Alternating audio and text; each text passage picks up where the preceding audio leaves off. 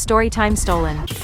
I met my long-term boyfriend, Clark, in high school when I was a freshman, and he was a sophomore. We dated for all of high school, and eventually got engaged in my second year of college. I thought we would be together forever, but after everything that has happened, I can't believe I stayed with him as long as I did. I won't ever forgive myself for not being able to feel how evil he is every time he touched me. Clark was really sweet and nice for the most part, but there were times his mask slipped, and I should have paid attention. One time that stands out the most to me was this day Clark came over to my house. We were in my backyard just hanging out when my neighbor's dog wandered over to where we were sitting. I had been around this dog thousands of times, and she was always super friendly and happy, but on this day her head was low, and she just stared at us and growled. I wanted to comfort her, so I reached out to pet her, and she bit my hand. It was just a nip, and I really didn't think it was a big deal, but Clark was furious. I spent the rest of the day trying to calm him down, and when he was finally calm, I thought that was the end of it. But now I know it was the beginning of an 8-year nightmare. A couple of days later Clark brought me a necklace. It wasn't in a box. It didn't have any tags, and it looked worn. It was a simple green gem, which also didn't make sense, because I hate the color green, and my birthstone is blue. I didn't want to seem ungrateful, so I just thanked him, but I couldn't shake the feeling that I had seen the green stone somewhere before. Later that same night, my neighbor stopped by to ask if we had seen their dog. I didn't have any proof, but there was this pit in my stomach. I didn't want to believe Clark had anything to do with it, so I just ignored it, but I never saw that dog again. Over the years Clark would bring me more of those weird gifts. They were always very clearly worn, and I started to think Clark was stealing things and giving them to me. I wanted to ask him about it, but his temper could be pretty bad, so I never brought it up. The final straw was when Clark gave me my engagement ring. He proposed a few days before without one, and I said yes, because I didn't care about the ring. He told me he was waiting for the ring to be sized, and he would have it soon. But when he gave me the ring, I took one look at it and I knew it was just like all of the other jewelry he had given me. I got really angry, threw the ring at him, and decided to think things through at my parents' house. I had planned on waiting a week and talking things out with Clark, but he didn't give me a chance. Clark was caught running away from the scene of a horrific crime. In his pocket they found a necklace and a ring he took from the body he left behind. When I heard that, it all came crashing down like a ton of bricks. I just knew all the jewelry he had given me over the years came from other girls he had done the same thing to. I worked up the nerve to take everything out that Clark had given me, and count it. There are 43 pieces of jewelry, including the engagement ring. Now I wish they were stolen.